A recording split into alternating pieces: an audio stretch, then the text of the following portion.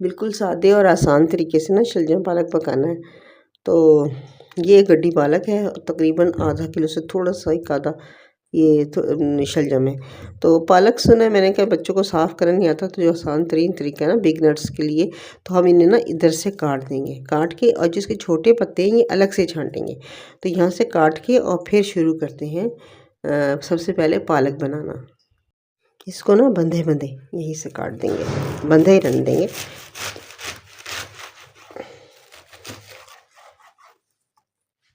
पालक के ना ये गंदे पत्ते, पीले पत्ते ये मैंने निकाल दिए और ये साफ साफ पालक छांट लिया। और ये हैं जड़ें, इनको बाद में अलग से इसमें से छोटे पत्ते निकाल के ना और फिर काटने।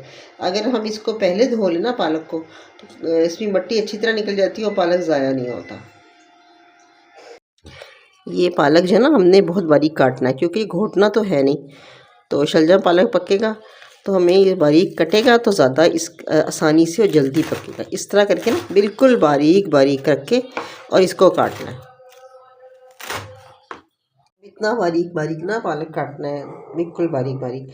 तो इस तरह करके सारा पालक काट लेना है। तो सारा कट गया ना, तो अब जो जड़ें कैसे साफ़ करनी है, जड़ें ऐसे साफ़ करनी है, इस तरह इधर से कर दिया, काट लिया बिल्कुल मट्टी वाला। अब इसमें से ये जो छोटे पत्ते हैं ना ये चुन लेने।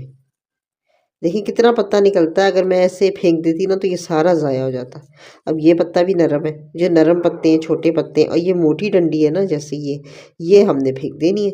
और मिट्टी आ गई ये निकाल देनी है, साफ़ साफ़ पत्ते चुन लेने। घास देख लेनी है, क्योंकि ये घास भी आ जाती है इसमें। तो ये जैसे ये मिट्टी है, गला हुआ पत्ता है, ये जड़ी बूटी है, ये निकाल दें। तो इस तरह ना ज़ाया भी नहीं होता और बहुत अच्छी तरह बन भी जाता है।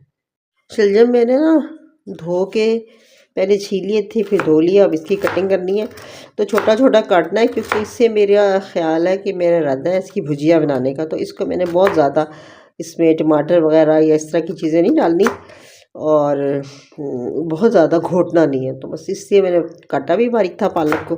अब शलजम को भी बारीक काटूँगी। इस तरह सारे शलजम को काट लेना है। ये इस तरह देखें छोटा छोटा पीस कर दिया। शलजम ना सारे कट गए। अब बस इनको मैंने ना एक प्याज का बघार बना के और इसे तलना है। अब ये एक मीडियम प्याज है, इसको ना बघार के स्टाइल में काटना है और इसका बघार बनाना है। तेल गरम करके ये प्याज मैंने इसमें डाल दी। अब इसका रंग बदलेगा तो इसमें डालना है मैंने आधी चम्मच मेथी दाना और आधी चमची ज़ीरा।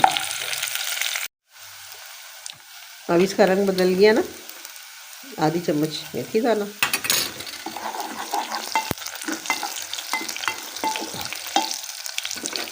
और ये आधी चम्मच ज़ीरा। अब इसमें डालना है पालक। अब ये ना पालक डाला है, पालक ना बुझेगा, तो पहले ताकि प्याज जल ना जाए तो मैंने पालक डाल के और इसको ऊपर नीचे कर देना है, ताकि नीचे से बघार ये ब्राउन जो हो रहा है ये जल ना जाए। उसके साथ में डालूँगी शलजम। शलजम सारे डल गए ना, तो अब जो बचा हुआ पालक है वो इसके ऊपर।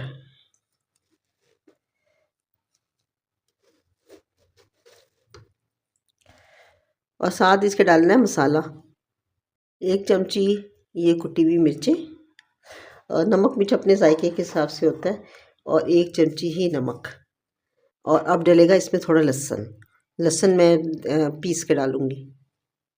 टीस्पून के करीब ना पिसा हुआ लहसुन मैंने डाल दिया। अब इसको ऊपर नीचे करना है।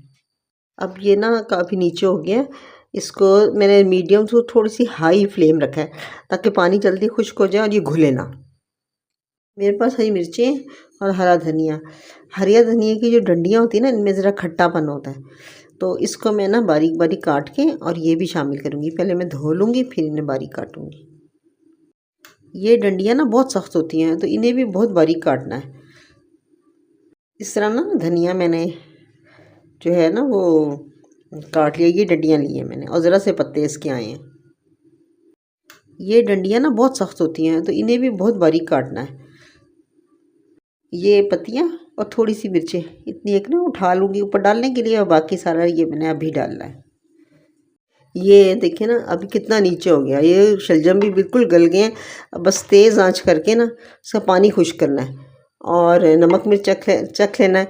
हरी मिर्चें डालने से ना नमक मिर्चें तो बराबर हो जाएंगी और नमक अपने टेस्ट के हिसाब से डाल लें। अभी जब तक इसका पानी खुश्क होगा ये धनिया इसमें और मिर्चें चली जाएंगी और ये धनिया भी इसके साथ पक जाएगा, तो इसका टेस्ट बहुत अच्छा हो जाएगा। धनिया और मिर्चें ये ऑप्शनल है, अगर घर में है या पसंद है तो डाल लें, नहीं तो ये ऐसे भी बहुत ही मज़ेदार सालन पकता है।